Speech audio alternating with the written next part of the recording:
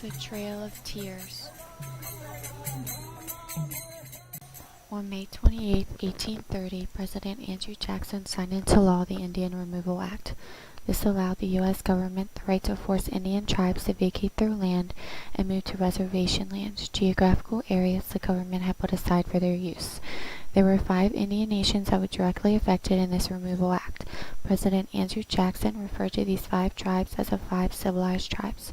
He called these tribes the 5 civilized tribes because they adopted many cultural and political features of the Europeans. The 5 tribes are the Chickasaw, Choctaw, Creek, Seminole, and original Cherokee nations. As a majority of the tribes involved peacefully agreed to the Removal Act, the Cherokee tribe attempted to fight this law by going to the Supreme Court. They created an independent Cherokee nation. The court's first decision was to rule against this case because they did not see this newly made nation as independent. In 1832, this case was brought back to the courts by a man named Samuel Alston Worcester.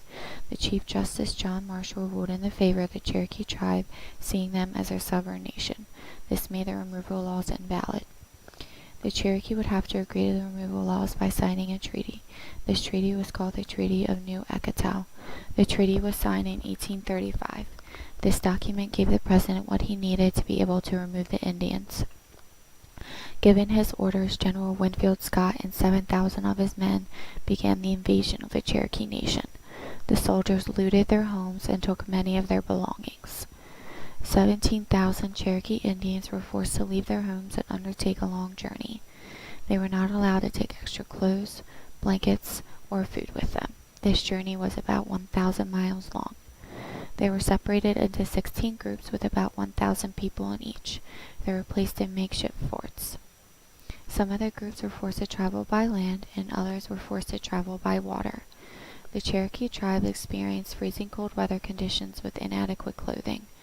They were also exposed to many diseases that led to the death of many of their people. Almost 4,000 Cherokees died on this long and hard journey. They were exposed to many diseases and starvation.